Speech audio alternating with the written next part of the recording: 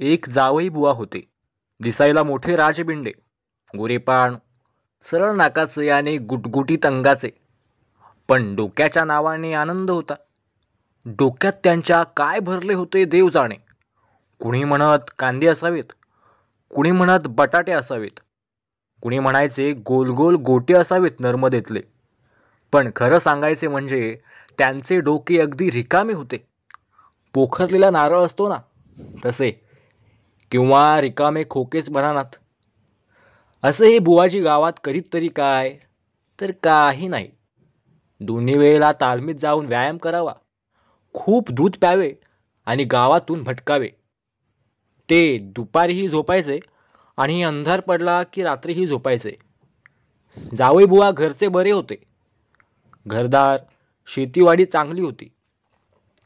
काही नाही केलं तरी दोन्ही वेळेला छान जेवायला मिळायचे. कुठल्या सासऱ्याने त्यांना मुलगी दिली कोण जाणे, पण जावई बुवांचे एकदाचे लग्न झाले आणि ते जावई बुवा बनले. 4-6 महिने गेले. दिवाळी आली. सासऱ्यांनी दिवाळी सणासाठी आमंत्रण पाठवले. पत्रात लिहिले, दिवाळी यंदा आमच्याकडेच करावी अशी आमची इच्छा आहे. तरी सगळ्यांनी अवश्य यावे, आम्हाला फार आनंद होईल. हे पत्र वाचल्यावर जावई बुवा वडिलांना म्हणाले, यंदा आपल्या गावात दिवाळीला सरकारने बंदी केली काय बाबा? वडील म्हणाले, शतमूर्खा, अरे असा या पत्राचा अर्थ नाही आहे. मग तू त्यांचा जावई आहेस ना, तर दिवाळी सण देण्यासाठी त्यांनी बोलवलाय, समजलं? जावई बुवांच्या रिकाम्या डोक्यात एकदम बत्ती पेटल्यासारखा उजेड पडला. त्यांनी दोन्ही हातांनी जुटक्या वाजवल्या. हा हा, आत्ता आलं लक्षात. म्हणजे दिवाळीत आपण पोस्टमनला बक्षीस देतो, मोलकरणीला देतो. हा, पोस्ट का काय म्हणतात तेच ना? हा, तसंच मला पण पोस्ट देणार आहेत का आमचे सासरे? वा वा, मग फार मजा होईल. अजूनपर्यंत एकाही गाढवानं मला कधी पोस्ट दिला नाही बघा. वडील लालबुंद चेहरा करून खेकसले. हात मूर्खा, अरे तू काय गडी माणूस आहेस पोस्ट घ्यायला? जावई आहेस जावई, समजलं? सासूरवाडी चांगली श्रीमंत आहे तुझी. सोन्याचं कडं, अंगठी, भिकबाळी असं काहीतरी देतील तुला सासरे. आणखीन तुला काही पाहिजे असेल तर माग केले का, रुसून बस, म्हणजे सगळं मिळतंय बघ. मी सांगतो तसं करायचं, आपली अक्कल चालवायची नाही. जावई बुवांनी डोळे मिटून घेतले. क्षणभर विचार केला. मग मान हलवून ते म्हणाले, बरं आहे, आपल्याला काय, तुम्ही सांगाल तसं करतो. झाले. जावई बुवांचे सासूरवाडीला जायचे नक्की ठरले. वडिलांनी सुनबाईंना अगोदरच पाठवून दिले. जावई बुवांची जाण्याची सगळी तयारी केली. 4-2 नवे कपडे शिवले, फराळाचे सामान दिले. जावई बुवांचे घर खेड्यात, सासूरवाडीही खेड्यातच. जायला मोटार नव्हती, काही नव्हते. बैलगाडीने तरी जायचे किंवा घोड्यावर बसून. जावई बुवांच्या घरचे एक तट्टू होते, ते घेऊन जायचे ठरले. तयारी करता करता दिवाळी अगदी जवळ येऊन ठेपली. निघायचा दिवस उजाडला.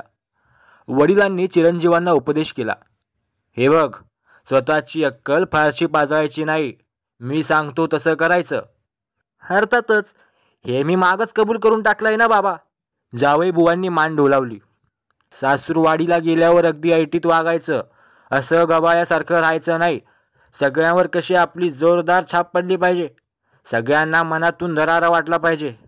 ते लागलं माझ्याकडं बाबा. गेल्या गेल्या एकेकाची तंगडी मोडून टाकतो, म्हणजे असा दरारा वाटेल सगळ्यांना की यो.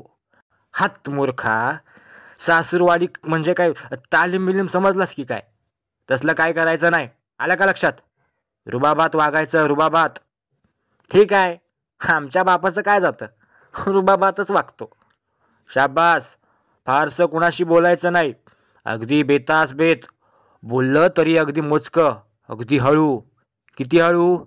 अजिबात कुणाला ऐकू येणार नाही इतकं, बरोबर ना? गाढवा, इतकं हळू नाही, थोडं हळू. कुठेही गेलं तरी उच्च स्थानी जाऊन बसावं. गंभीर मुद्रा असावी. बायकांशी फारसं बोलू नये.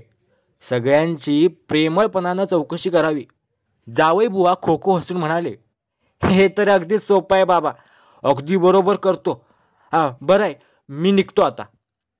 जावई बुवा वडिलांच्या पाया पडून तट्टावर बसले. बरोबर ते सगळे सामान पडशीत नीट कोंबले. मग तट्टाचा लगाम हाती घेऊन त्यांनी घोड्याला इशारा केला. तेवढ्यात वडिलांनी चिरंजीवांना पुन्हा थांबवून सांगितले, हे बघ, सासू सासरे यांची गाठ पडल्याबरोबर त्यांना नमस्कार करायचा आणि त्यांना म्हणायचं, मामा नमस्कार, मामी नमस्कार, समजलं? सकाळपासून उपदेश ऐकून ऐकून जावई बुवा कंटाळले होते. त्यांचे रिकामे डोके गरगरायला लागले होते. तोंड वेडेवाकडे करून ते म्हणाले, आता हे सगळं कसं लक्षात ठेवायचं बुवा? विसरून बिसरून गेलो तर? छे छे, हे शिष्टाचार आहेत, नाही पाळलं तर वाईट दिसेल. तू आपलं असं कर, मामा नमस्कार, मामी नमस्कार असं सारखं घोकतच जा वाटेने, म्हणजे विसरणार नाहीस. ही कल्पना जावई बुवांना एकदम पटली. तट्टाला चुचकारून ते घोकतच निघाले एकसारखे, मामा नमस्कार, मामी नमस्कार. हळूहळू सकाळ उलटली. दुपार झाली. उन्हे चांगली तापली.